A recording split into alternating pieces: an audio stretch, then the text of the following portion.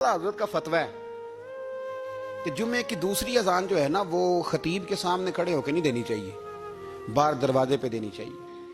اعلیٰ حضرت رحمت اللہ علیہ نا جبل پور چلے گئے، سفر تھا، وہاں آپ کے دو خلفاء تھے، باپ بیٹا مولانا عبدالسلام بھی خلیفہ تھے، مفتی برہان اللہ ان کے بیٹے وہ بھی خلیفہ تھے۔ فاضل بریلوی جب وہاں پہنچے نا، عالم وہ نہیں ہوتا کہ جو بات لچھے دار تقریر کر کے تو گزر جائے، عالم وہ ہوتا ہے جس کو بات کرنی بھی آتی ہو اور ذہن میں اتارنی بھی آتی ہو۔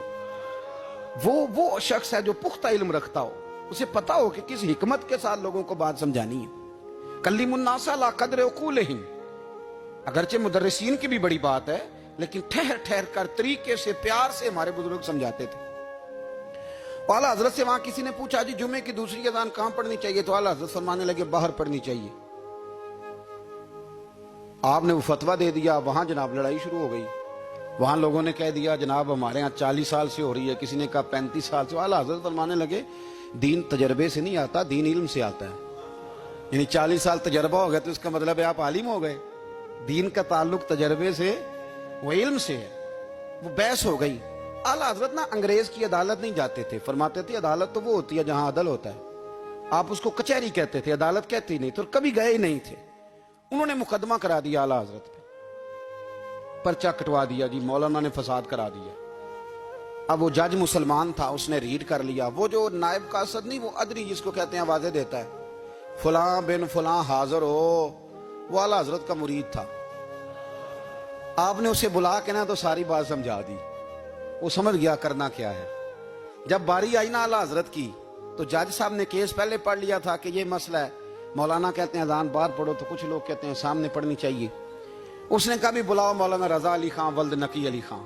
وہ کہنے لگا کھڑا ہو کے نا جج کے سامنے، کانوں میں دونوں بالکل جج کے آواز دینی تھی نا باہر جا کے، تو جج صاحب کے سامنے جج صاحب کی طرف منہ کر کے کہنے لگا مولانا رضا علی خان ولد نقی علی خان حاضر ہو۔ اور جج کہنے لگا بیوقوف باہر جا کے کہنے لگے یہی تو میرے پیر کہتے ہیں، یہی تو وہ فرماتے ہیں کہ خطیب تو آیا بیٹھا جمعہ پڑھانے، وہ تو آیا ہوا ہے، باہر جا کے کہے جو نہیں آئے انہیں بھی پتا چل جائے کہ جمعہ پڑھنا ہے، یہی تو وہ کہتے ہیں۔ وہ جج کہنے لگا مولانا کو آنے کی ضرورت نہیں، وہ جو بھی کہہ رہے ہیں ٹھیک ہی کہہ رہے ہیں، وہ ٹھیک کہہ رہے ہیں جو بھی کہہ رہے ہیں۔ انہوں نے فکری طور پر لوگوں کی تربیت کی، انہیں بات سمجھانے۔ ایک مولانا نے کہہ دیا کہ نبی پاک صلی اللہ علیہ وسلم کو تو غیب کا علم ہی نہیں، تو اعلیٰ حضرت فرمانے لگے تو بتا اگر نہ ہو حضور کو غیب کا علم تو تیرا کیا فائدہ ہے؟ سوچنے کی بات ہے نا بھائی، کوئی اختلاف نہیں، لیکن کسی کا کیا نقصان ہے اگر اللہ اپنے نبی کو غیب کے خزانوں کی چابیاں دے؟ ہے کسی کا نقصان؟ عجیب فلسفہ ہے نا۔ میں سفر کرتا رہتا ہوں تو بچے میپ لگا لیتے ہیں، اس کو غیب ہے کدھر جانا ہے کدھر نہیں جانا، لے جاتا ہے کہ نہیں، لیفٹ ہو جاؤ رائٹ ہو جاؤ، کس نے بتایا اسے؟ اس کی بات ماننا اسلام کے کفر۔ اللہ اکبر، الجھ گئی نا بات۔ پھر وہ بتاتا ہے کہ آپ 5 گھنٹے 4 منٹ میں فلان جگہ پہنچ جائیں گے، تو اتنی دیر میں بندہ پہنچ جاتا ہے این ٹائم پہ، تو یہ بات ماننا اسلام کے کفر۔ لیکن مجھے افسوس اس بات کا ہے کہ ڈاکٹر کا الٹرا ساؤنڈ ماننے والے، میپ کی باتیں ماننے والے، کل اتنے بجے بارش ہو جائے گی یہ ماننے والے، اگر کہا جائے کہ رسول پاک نے یہ غیب کی خبر دی ہے تو لوگ اڑ جاتے ہیں۔ اعلیٰ حضرت فرماتے ہیں یوں نہ کرو جسے کوئی سائنسدان پڑھائے، اگر وہ بہت ساری باتیں بتا سکتا ہے تو جسے رب رحمان پڑھائے۔ الرحمن علم القرآن خلق الانسان، میں تم بات ہی نہیں مانتے؟ فاضل بریلوی نے الدولت المکیہ پوری کتاب لکھی ہے، اور آپ فرماتے ہیں اللہ نے سب سے زیادہ غیب کی خزانوں کی چابیاں اپنے نبی کو عطا فرمائی ہیں۔ تو آپ نے ہر محاذ پر حضور کی شان بیان فرمائی، نبی پاک کی عظمتوں کے تذکرے کیے۔ آپ نے فرمایا کہ اولیاء اللہ، صوفیاء، بزرگ، ان پر تنقید نہ کرو۔ ہمارا نا آج مزاج بن گیا ہے، میں اکثر کہتا ہوں کہ لوگوں کا ذائقہ خراب ہو گیا ہے۔ یہ جو لوگ کہتے ہیں نماز میں دل نہیں لگتا، محفل میں سرور نہیں آتا، ہم جب اینک تنقید کی لگا کے جاتے ہیں تو کیسے مزہ آئے گا؟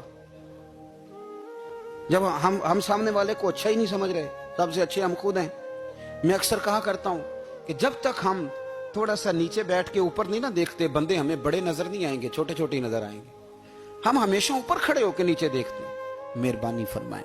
بڑی شاندار بات لکھی اعلیٰ حضرت بریلوی نے ملفوظات شریف میں۔ آپ فرماتے ہیں 2 بڑے زبردست قاری تھے، تلفظ اچھا ہی ہونا چاہیے، لیکن اس کا یہ مطلب نہیں کہ پھر آپ سب پہ تنقید ہی کرتے رہیں۔ اعلیٰ حضرت فرماتے 2 قاریوں نے نا ایک بزرگ کے پیچھے نماز پڑھی، تو ان کے نا کچھ قواعد مستحب، کچھ قواعد ٹھیک نہیں تھے، تو کہنے لگے شہرت تو بڑی سنی تھی پر بابے کو تو قرآن بھی صحیح نہیں پڑھنا آتا. یہ اعلیٰ حضرت نے لکھا ہے. چھوڑو جو یہ بھی کو بلی ہے. فرماتے ہیں بس مستحب قواعد ٹھیک نہیں تھے, جو چیزیں ضروری ہیں وہ ٹھیک پڑھتے تھے بابا جی. اب ان دونوں نے تنقید کی دل میں اور باہر نکل کے ایک دوسرے سے کہنے لگے یار کتنا سوچ کے آئے تھے پر یہ تو قرآن پاک بھی ٹھیک نہیں پڑھتے. اب موسم تھا تھوڑا سا ایسے ہی معتدل موسم تھا, نہ زیادہ گرمی تھی نہ زیادہ سردی تھی. قریب ایک جھیل تھی.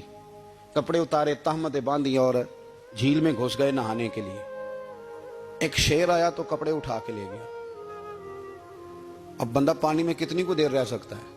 موسم بھی معتدل تھا, بڑی گرمی میں بھی بندہ زیادہ نہیں رہ سکتا. ٹھٹھرنے لگے, پریشان ہو گئے, کانپنے لگے, جائیں تو کدھر جائیں, بڑے پریشان. اب شیر بیٹھا ہے سامنے اور پہاڑی کے اوپر وہ بیٹھا کپڑے لے کے. اعلیٰ حضرت فاضل بریلوی رحمت اللہ تعالی علیہ فرماتے ہیں کسی نے جا کے بزرگوں کو بتایا کہ وہ آپ کے مہمانوں کے کپڑے لے گیا شیر. تو ٹھٹھر رہے. وہ بزرگ آئے اور آ کے نا تو شیر کو آواز دی, اللہ ہر مشکل دی کنجی یارو ہاتھ مردان دے آئی. شیر کو آواز دی, کہنے لگے ادھر آئے نا.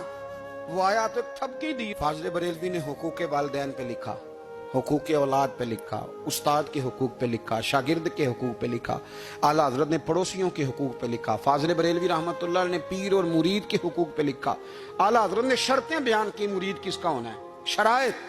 فرمایا سب سے پہلے 4 شرطیں دیکھو پھر بیعت کرنا. پہلی بات یہ کہ وہ بندہ اتنا عالم ہے کہ ضرورت کے مسئلے بتا سکے, جاہل کی بیعت جائز نہیں. اور دوسرے نمبر پہ فرمایا یہ بھی دیکھو کہ اعلانیہ گناہ تو نہیں کرتا, ظاہری طور پر شریعت کا پابند ہے. تیسرے نمبر پر یہ دیکھو اس کا سلسلہ متصل ہے, باقاعدہ کسی سے مرید ہوا ہے, سلسلہ اوپر تک صحیح چل رہا ہے. اور فرمایا چوتھا یہ ضرور یاد رکھنا کہ خلیفہ مجاز ہو, کسی شیخ کامل نے اسے اجازت بھی اپنی مرضی سے نہ بن کے بیٹھ گیا ہو کہ مجھے تویز مل گئے ہیں, یہ نہ ہو. فرمایا ان چیزوں کو دیکھو اور پھر پوری پابندیاں لگائیں. کسی نے پوچھا پیر اور مریدنی کا پردہ ہے؟ تو اعلیٰ حضرت فرمانے لگے نبی پاک کی جو بیویاں ہیں نا وہ مومنوں کی مائیں ہیں, ان کو قرآن نے مائیں کہا ہے. تو اگر اس ماں کا بیٹے سے پردہ ہے تو پھر مریدنی کا پیر سے پردہ کیوں نہیں؟ فرمایا واجب ہے مریدنی کے لیے پیر سے پردہ کرنا, واجب ہے. آپ کو ایک بزرگ تھے, انہوں نے اپنے ہاں جلسے پہ بلایا. جب آپ پہنچے تو وہ عورتوں کو ننگے منہ تعویذ دے رہے تھے. آپ نے دور سے دیکھا تو واپس آ گئے. وہ دوڑے پیچھے, کہنے لگے مولانا کچھ تو خیال کریں, لوگ کیا سوچیں گے, ایسے چلے گئے. تو آپ فرمانے لگے شاہ جی آپ نبی پاک کی شریعت کا خیال نہ کریں تو میں آپ کا خیال کروں؟ شریعت اسلامیہ کا خیال نہیں کر رہے, بے پردہ عورتوں میں بیٹھے ہو. وہ کہنے لگے میں توبہ کرتا ہوں, آج کے بعد نہیں کروں گا. فرمایا پھر ہاتھ بڑھائیے, پھر میں آپ کے ہاتھوں کے بوسے لیتا ہوں. اس لیے کہ اگر آپ مان گئے ہیں تو پھر ہمارا اختلاف نہیں. ساری زندگی دین کی پہرے داری کی. اعلیٰ حضرت رحمت اللہ علیہ نے آج سے 150 سال پہلے کہا تھا مسلمان اپنے بینک قائم کریں, اپنا سرمایہ. ایک جو باتیں آج کر رہے ہیں نا آپ کے لوگ دانشور, وہ 125 سال پہلے کہا تھا کہ اپنے بینک بناؤ, آپس میں مسلمان تجارت کریں. فرمایا اپنا پیسہ ایک دوسرے پر خرچ کرو, غریبوں کو وظائف دو, وہ سارے طریقے اپناؤ جو صحابہ نے اور محبوب کریم نے ہمیں عطا فرمائے. مسلمانوں کی فلاح پر انہوں نے بڑا کام کیا. وہ زمانہ اقبال پہلے کہا کرتے تھے سارے جہاں سے اچھا ہندوستان ہمارا. پھر اللہ نے توفیق دی تو کہنے لگے نہیں, خاص ہے ترکیب میں قوم رسول ہاشمی. اعلیٰ حضرت اسی زمانے سے کہہ رہے تھے نہیں بھائی جو مصطفیٰ کے غلام ہیں ان کا منصب اور معیار الگ ہے. بڑی محبت سے زندگی گزاری, اللہ سے بڑا ڈرتے تھے. سید ایوب علی رضوی صاحب آپ کے خلیفہ ہیں. وہ کہتے ہیں ایک چھوٹا سا بچہ صبح صبح آ گیا, کہنے لگا حضور آپ کی کل دعوت کرنی, آ جائیں گے؟ آپ نے فرمایا آ جاؤں گا. کہنے لگا میں یتیم ہوں, باپ میرا فوت ہو گیا اور میرا بڑے دل کرتا ہے آپ سے محبت ہو گئی. فرمایا کب آؤں؟ اس نے کہا کل آ جانا. کیا کھلاؤ گے؟ تو چنے کی دال اس نے جھولی میں ڈالی. کہنے لگا حضور میں لے آیا ہوں, رات کو بھگاؤں گا, کل آپ کو کھلاؤں گا. آپ بیمار رہتے تھے, دوپہر کو سوجی کے بسکٹ کھایا کرتے تھے. سید صاحب کہتے ہیں جب وہ جانے لگا تو اعلیٰ حضرت فرمانے لگے اگر اجازت دو تو ایک بندہ ساتھ لے آؤں. کہنے لگا لے آؤ. فرماتے ہیں اس کے گھر گئے تو اندر بیٹھنے کی جگہ بھی نہیں تھی.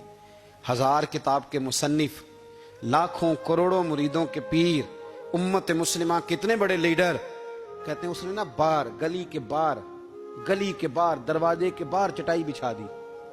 کہنے لگا حضور اندر جگہ نہیں ہے, میری اماں ہے اور آپ عورتوں سے بڑا پردہ کرتے ہیں. اعلیٰ حضرت باہر بیٹھ گئے زمین پہ. اس کو کہتے ہیں لاجپال پیر.